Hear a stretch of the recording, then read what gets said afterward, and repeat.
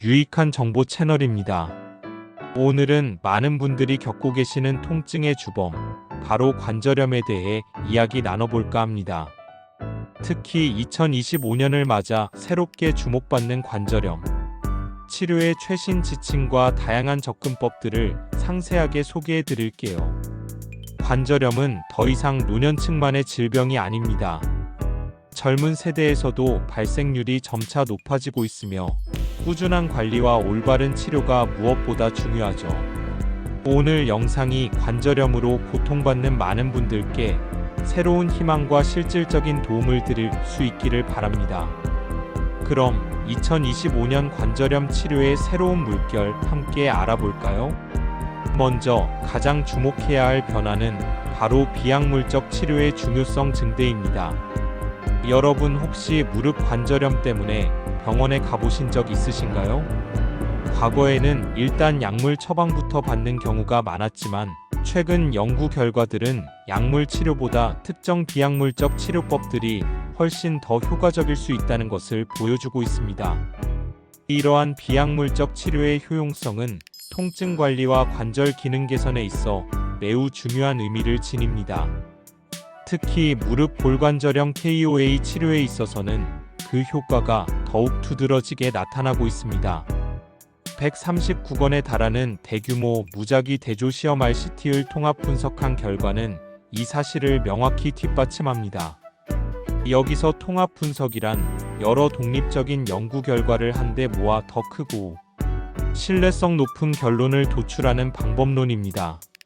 이러한 엄격한 분석을 통해 무릎 보조기 착용, 수치료, 그리고 규칙적인 운동 요법이 통증 완화, 기능 개선, 관절, 뻣뻣함 감소 등 다양한 임상 지표에서 약물 치료보다 우수한 효과를 보였다는 결론에 도달했습니다.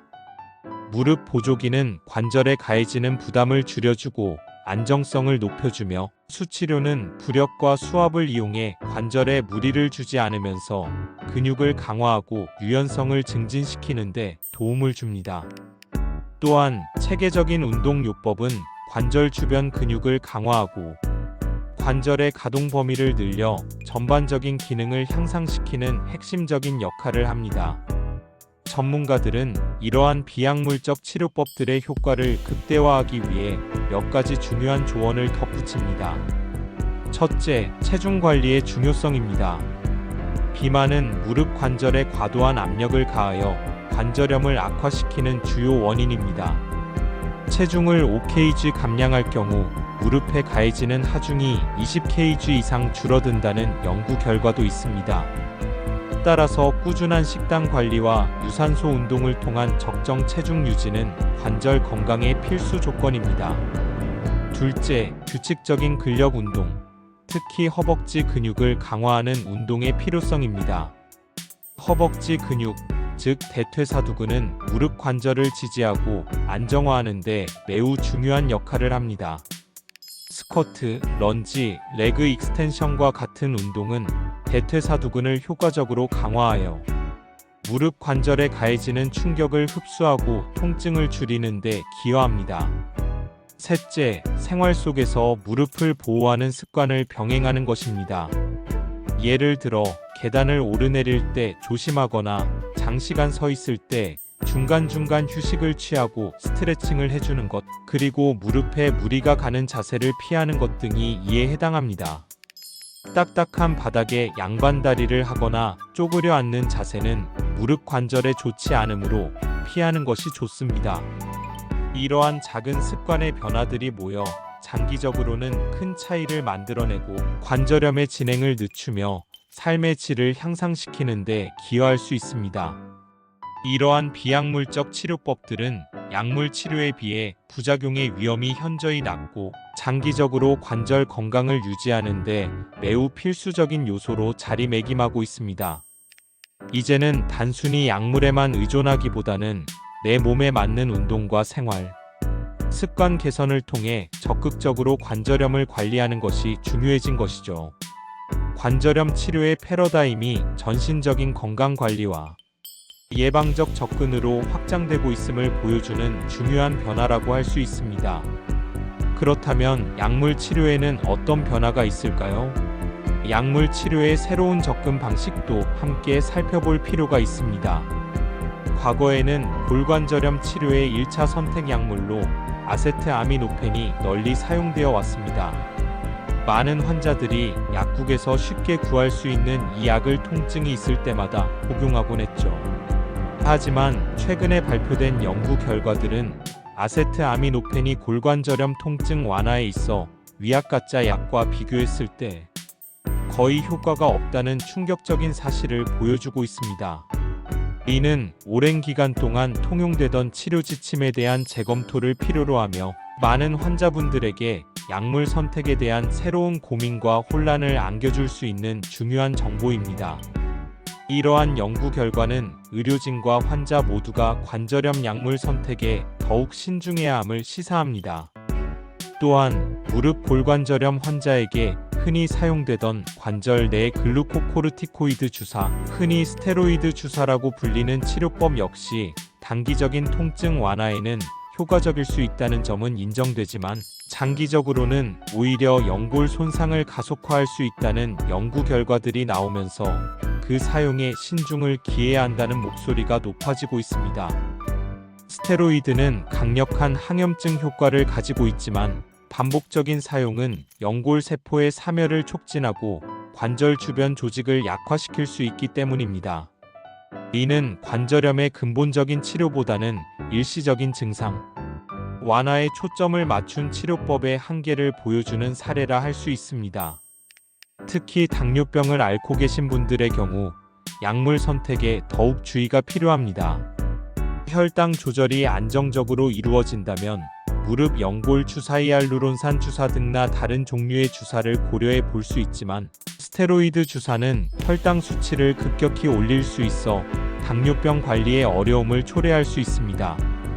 또한 면역력을 저하시켜 감염 위험을 증가시킬 수 있으므로 가능하면 피하는 것이 좋습니다. 이러한 정보들은 약물 치료를 고려할 때 반드시 의료진과 충분히 상담하여 본인의 전반적인 건강 상태와 질환의 진행 정도를 종합적으로 고려한 후 가장 적합하고 안전한 방법을 선택해야 함을 강조하고 있습니다. 단순히 통증을 가라앉히는 것을 넘어 장기적인 관절 건강에 미치는 영향을 종합적으로 고려해야 하는 시점인 것이죠. 약물 치료의 발전은 계속되고 있지만 기존 약물에 대한 재평가와 함께 환자 맞춤형 접근의 중요성이 더욱 부각되고 있습니다. 다음으로 2025년 관절염 치료에서 빼놓을 수 없는 부분이 바로 새로운 기술 및 치료법의 등장입니다. 의료기술의 발전은 관절염 치료에도 혁신적인 변화를 가져오고 있으며 환자들에게 더욱 효과적이고 안전한 치료 옵션을 제공할 것으로 기대됩니다. 먼저 PRP 주사가 주목받고 있습니다. PRP는 자가 혈소판 풍부 혈장 플레이틀럼 마이너스 리치 플래지머의 약자로 환자 본인의 혈액을 채취하여 원심 분리 과정을 거쳐 혈소판을 분리하고 농축시킨 후 이를 손상된 관절 부위에 직접 주사하는 방식입니다. 혈소판에는 상처 치유와 조직 재생을 촉진하는 다양한 성장 인자들이 풍부하게 함유되어 있습니다. 이러한 성장 인자들이 손상된 연골이나 인대, 힘줄 등의 조직 재생을 돕고 염증을 줄여주는 효과를 기대할 수 있습니다. 연세척병원 정형외과에서는 PRP 주사를 포함한 최신 무릎 주사 치료법들을 소개하며 효과적인 무릎 주사 치료법과 무릎 건강관리의 핵심 정보를 제공하고 있습니다. 하지만 모든 시술이 그렇듯 PRP 주사 역시 환자 개인에 따라 시술 효과에 차이가 있을 수 있으며 주사 부위의 부종, 혈종, 드물게는 신경 손상과 같은 부작용이 발생할 수 있으므로 시술 전에는 반드시 의료진과 충분히 상담하고 잠재적인 위험과 이점을 정확히 이해한 후 신중하게 결정해야 합니다. 다음으로 소개해드릴 기술은 슬동맥색 전술쥐 ENICULAR 아터리 EMBOLIGATION GAE입니다. 이 시술은 비교적 최근에 도입된 최소 침습적인 치료법으로 무릎 골관절염으로 인한 만성 통증을 완화시키고 나아가 골관절염의 진행을 늦출 수 있다는 임상시험 결과가 발표되면서 큰 기대를 모으고 있습니다. GAE는 무릎 관절 주변의 염증이 심한 부위에 혈액을 공급하는 작은 동맥들을 찾아내어 특수한 물질로 색점 막는하는 방식입니다. 염증 부위로의 혈류를 차단함으로써 염증 반응을 줄이고 통증을 완화하는 원리입니다. 이 시술은 특히 코르티코스테로이드 주사나 물리치료 등 기존의 1차 치료에 반응하지 않거나 수술적 치료가 어려운 환자들에게 안전하고 효과적인 새로운 치료 대안이 될 수 있다고 평가받고 있습니다. 통증의 근원적인 원인을 해결하고 관절염의 악화를 막는 데 기여할 수 있는 진보된 기술이라고 할 수 있습니다. 마지막으로 매우 흥미로운 신기술인 스마트 연골의 개발 소식입니다. 영국 캠브리지 대학교 연구진은 체내의 pH 변화를 감지하여 필요한 부위에만 약물을 방출하는 지능형 신소재를 개발했습니다. 이 스마트 연골은 관절염이 악화되어 염증 반응이 활발해질 때, 즉 관절액의 pH가 산성으로 변화하는 특정 시점에 맞춰 미리 삽입된 항염증제를 정밀하게 방출하도록 설계되었습니다. 이는 전신에 약물을 투여하는 기존 방식과 달리 염증이 있는 특정 부위에만 약물을 선택적으로 전달함으로써 전신 부작용을 최소화하면서도 지속적이고 효과적인 치료를 가능하게 한다는 점에서 혁신적인 접근으로 평가받고 있습니다. 아직 상용화 단계는 아니지만 미래의 관절염 치료에 새로운 지평을 열어줄 잠재력을 가지고 있으며 약물 전달 시스템의 미래를 보여주는 사례라고 할 수 있습니다.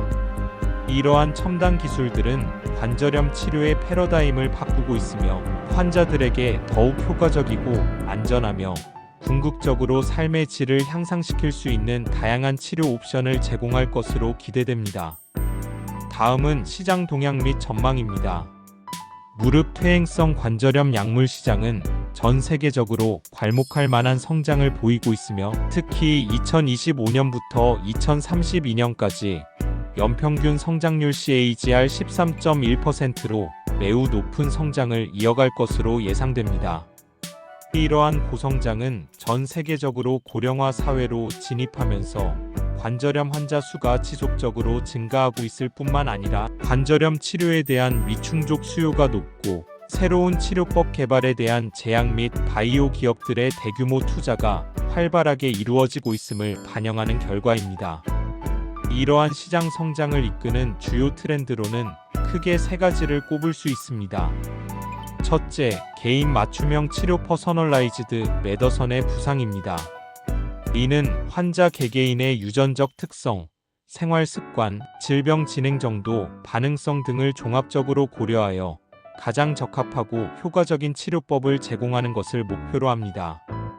예를 들어 특정 유전자형을 가진 환자에게는 특정 약물이 더 잘 듣거나 특정 치료법이 부작용이 적을 수 있다는 연구 결과들이 나오면서 획일적인 치료보다는 환자 맞춤형 접근이 중요해지고 있습니다.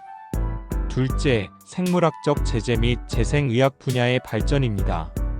생물학적 제재는 생체 물질을 이용하여 염증 반응을 조절하거나 면역 체계를 조절하는 약물이며, 재생의학은 손상된 연골 조직을 재생하거나 기능을 회복시키는 데 초점을 맞춥니다. 줄기세포 치료, 유전자 치료, 조직 공학을 이용한 연골 재생 등이 이 분야에서 활발히 연구되고 있으며 미래 관절염 치료의 핵심으로 주목받고 있습니다. 이러한 치료법들은 관절염의 근본적인 원인을 해결하고 장기적인 관절 기능 회복을 목표로 합니다. 셋째, 디지털 헬스케어 통합입니다.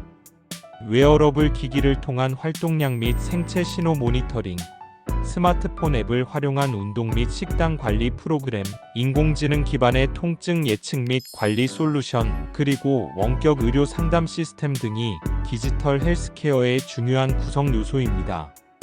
이러한 디지털 기술들은 환자들이 일상생활 속에서 보다 편리하고 효과적으로 관절염을 관리하고 의료진과의 소통을 원활하게 하며 맞춤형 건강 정보를 제공받을 수 있도록 돕는 방향으로 발전하고 있습니다.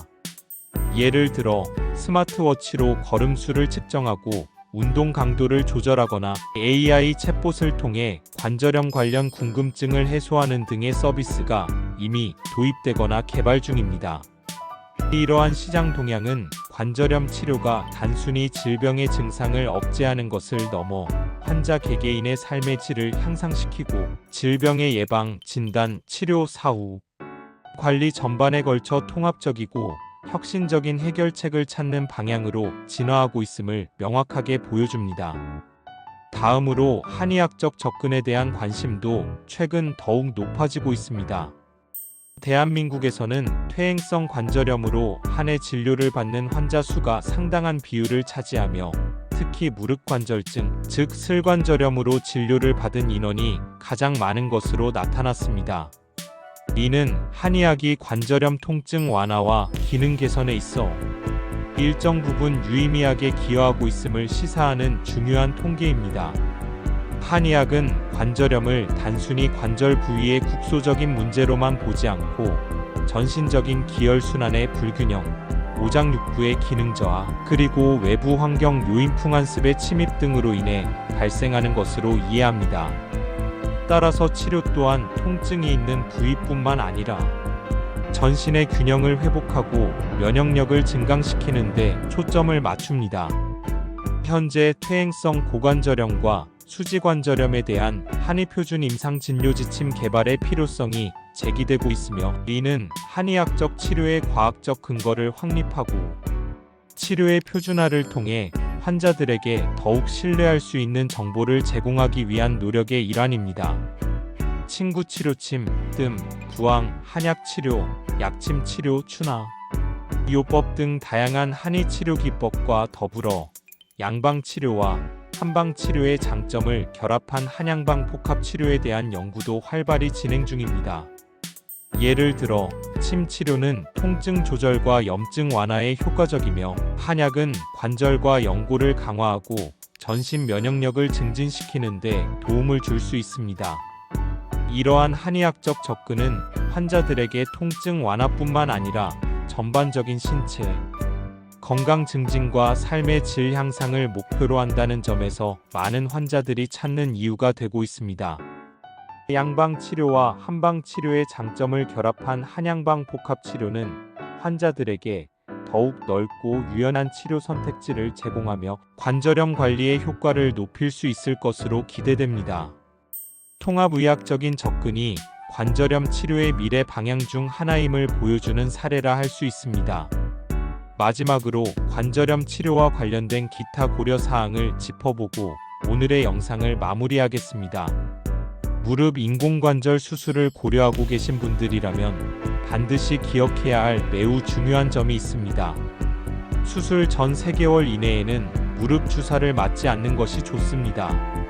이는 주사로 인해 감염의 위험이 높아질 수 있기 때문입니다. 인공관절 수술은 우리 몸에 새로운 이물질을 삽입하는 것이므로 수술 부위의 감염은 매우 심각한 합병증으로 이어질 수 있습니다. 따라서 수술 계획이 있다면 모든 주사, 시술 및 약물 복용에 대해 반드시 전문 의료진과 충분히 상담하고 정확한 지침을 따르는 것이 중요합니다. 무릎 인공관절 수술을 결정할 때에는 환자의 나이, 관절염의 심한 정도, 그리고 증상의 정도를 종합적으로 고려하여 신중하게 판단해야 합니다. 이 3가지 요소 중에서도 가장 중요한 것은 바로 증상의 정도입니다.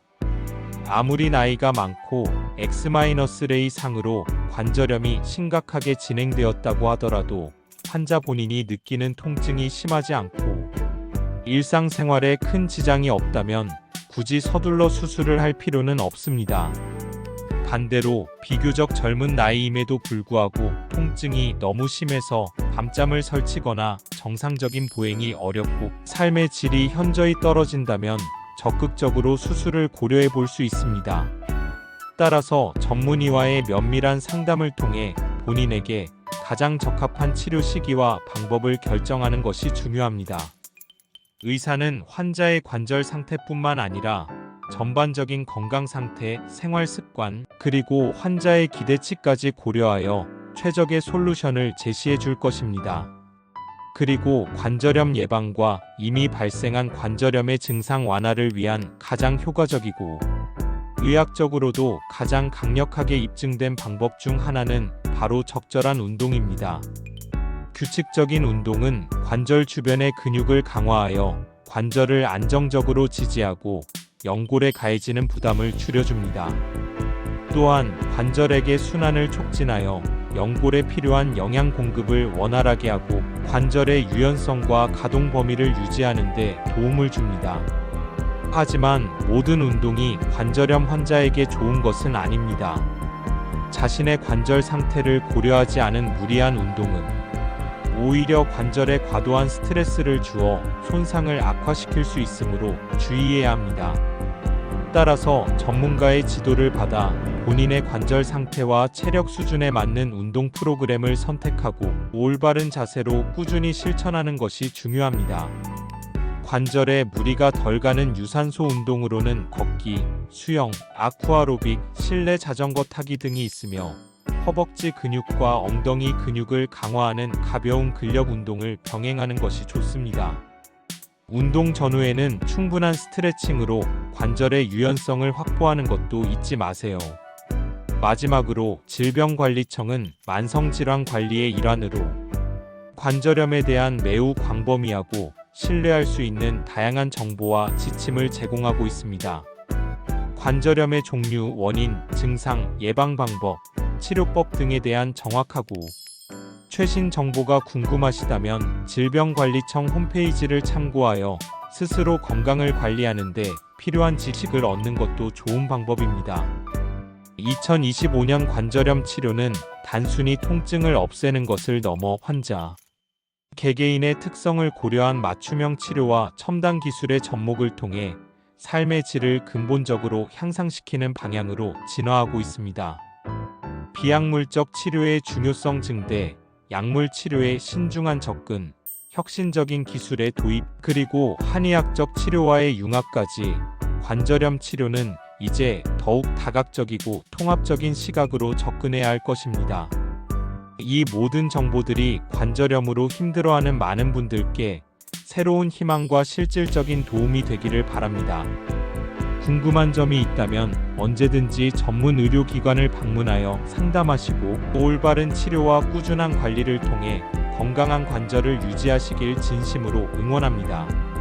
시청해주셔서 감사합니다.